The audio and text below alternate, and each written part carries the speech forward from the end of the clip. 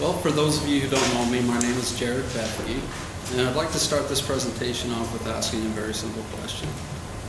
What would you pay for a glass of water? Now hold on to that answer, and I'd like you to revisit it at the end of the presentation. Now through the course of the last few months, I've been researching water, and what I've learned has brought new depth to my understanding of what a real crisis is. Now water is necessary for the existence of life on Earth. And to see what happens when this basic need is not met is very humbling. Through my journey, I've been able to reconstruct my belief system by putting new meanings to old concepts. Concepts such as value, price, and importance. My interest in learning about water resource management originated early on in my childhood. I grew up on a potato and sugar beet farm in southeastern Idaho, in an area known as a high desert mountain region. Now, we were very dependent upon the annual snowpack in the mountains for water availability. However, we were fortunate that our farm was located directly above the Snake River Aquifer. It's a very large aquifer. So we had plenty of water to irrigate our crops and for our own personal consumption. Now, water was a daily topic of discussion within our community because there were hundreds of farms that were dependent on the same sources of water. And agriculture uses an immense amount of water. In fact, over 71% of global consumption is taken up by agricultural purposes. Now, this is by far the largest consumer by industry is agriculture. Now, although this is a very large percentage, agricultural water resource management is becoming much more efficient through sustainable practices as well as through technological advancements. However, we got a long ways to go. There's still regions that are using methods such as flood irrigation, and through flood irrigation you can lose up to 60% of the water just in evaporation.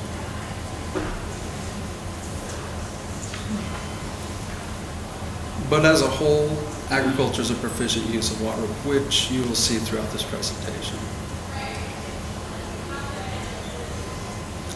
So what is value?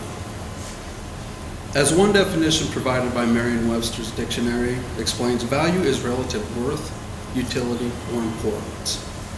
And valuation is the estimated or determined market value of something. Now, value is very subjective, as everybody places value a little differently on things, depending on their situations, their wants, their needs, and these are constantly changing across time. Value is a concept that varies considerably across cultures. It is something that takes on new meanings once cultural boundaries are crossed. Famished children in Sudan would place little value on video games. And children who must collect water daily from polluted lakes and rivers would not have much need for chlorinated swimming pools. Now, not that video games and swimming pools are necessarily bad, it's just they wouldn't hold much value for people who are striving just to meet the basics.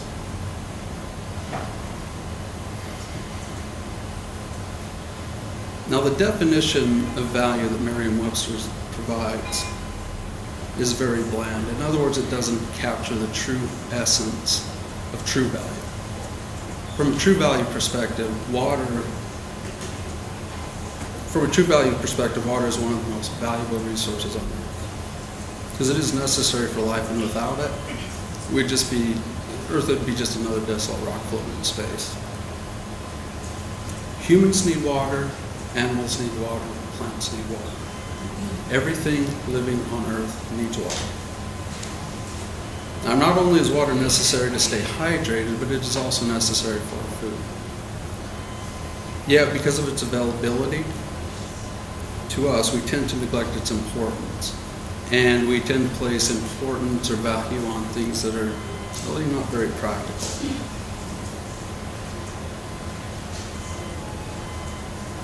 So the next question, what is price? Price is defined by the Merriam-Webster's, we'll go back to them again, is the quantity of one thing that is exchanged or demanded in barter or sell for another.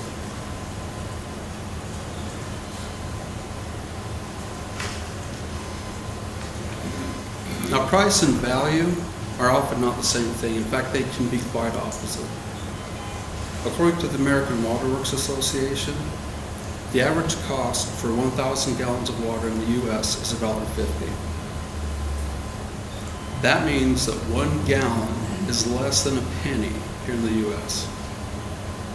Now, gold, on the other hand, and I know because I deal with this every day, is trading for over $1,650 per ounce. We have to ask why.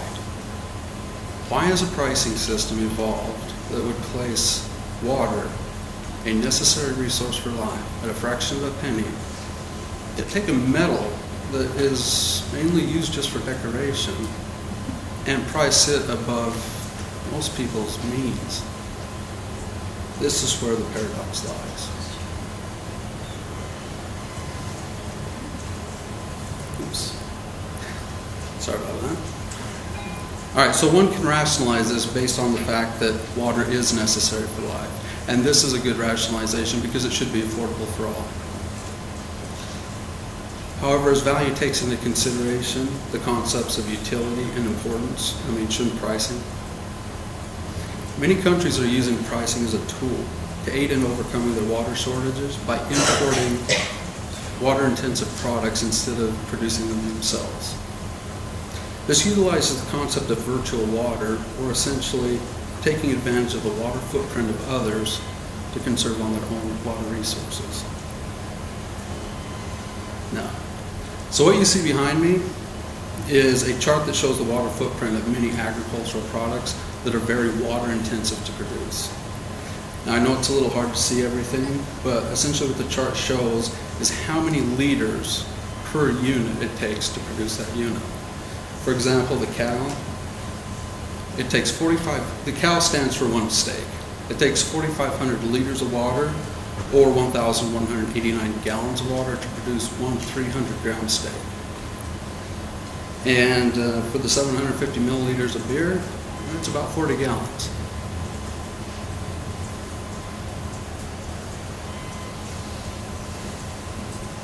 Now, over 70% of the earth is covered in water, yet less than 1% of that water is actually fresh water. Of that 1%, about 98% of that is underground. The remaining 2%, the remaining 2% is actually in the form of ice or snow.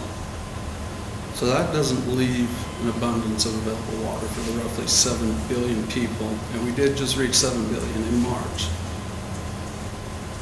here on Earth, on this planet. So water is a resource where value and price varies and often are not congruent, not only across cultures but across physical borders. In developed countries such as the U.S., water is often not even thought of having much value or price.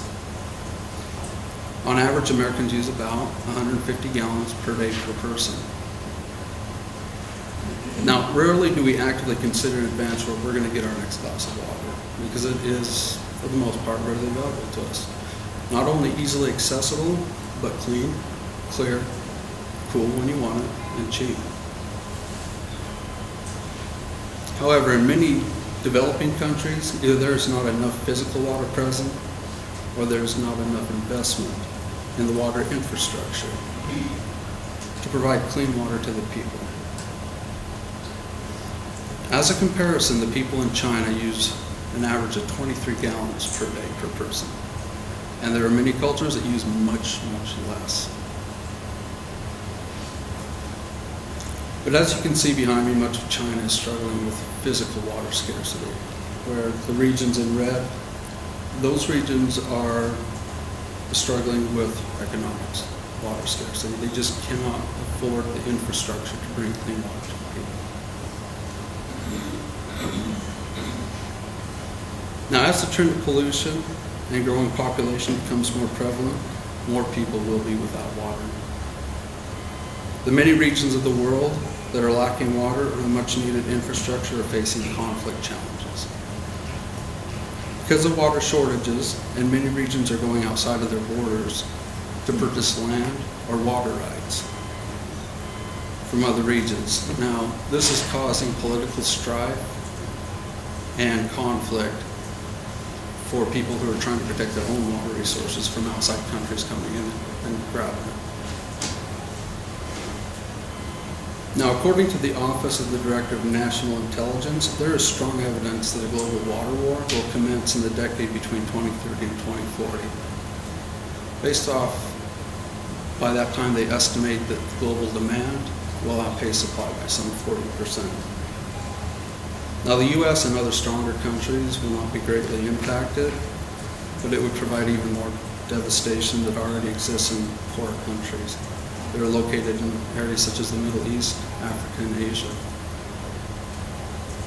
In addition to global conflict, violence is escalating within poor communities that must share water sources. Often these communities will only have one pump for hundreds of people to use. These pumps are typically run off of electricity. Electricity is only turned on every other day or so and can go off at any moment. Now, because long lines and timing and the availability of water, it all leads into quite a bit of tension and frustration. People end up getting in quite a bit of fights. Fights erupt right there in the line. Now, I mean, could you possibly imagine having to stand in line for hours, not even knowing if you're going to get the water you need for the day or the next 2 days? So where is the balance? Where does the right to water meet responsible water use and efficient resource management? This is a question that will have many responses depending on who is asked. Now, there are many who like to exploit the water shortage for their own personal gain, and those who believe that water is a fundamental right, much like air. On one hand, companies who use water to produce goods are paying pennies for good, clean, fresh, potable water, while poor villagers who need it for basic needs are paying a large percentage of their income just to stand in line and hope they get 5 gallons of polluted water. In any case, the overall sentiment is that global water prices are on the rise and they will continue to rise. Now, as mentioned earlier, agriculture uses the most water at about 70% of the global consumption. Industry follows agriculture, and then third is residential usage. Water shortages are also creating a lot of competition between these sectors. And unfortunately, agriculture tends to lose out. As new factories and housing developments are built. And that kind of brings to the point that a lot of people don't realize water scarcity, future water scarcity is going to bring future food shortage as well. So what is important? Through the course of the last few minutes, I've talked about value, price, water scarcity, and balance. But how does this apply to us? It applies because we are human and we're here right now. What you see behind me are people with a very different valuation of water than many. Globally, there are about 3 billion people without access to sanitary water, and 1 billion without access to clean drinking water. And that number is growing every day. Now, the population is expected to grow by over 3 billion by the year 2050. The demand for water has tripled over the past 50 years, largely due to population growth, and unfortunately that population growth is happening in countries that have the least amount of water. Now, we have to remember that water is not only a source of hydration and sanitation, but it is necessary to grow food, and without it, war, starvation, suffering, and famine will take hold. In conclusion, I would like again you to revisit your response to the question, what would you pay for the best water? The paradox remains between price and value for now, but with the evolution of water markets, an efficient water valuation model will hopefully emerge, and a balanced efficiency in water resource management will be applied. And any questions?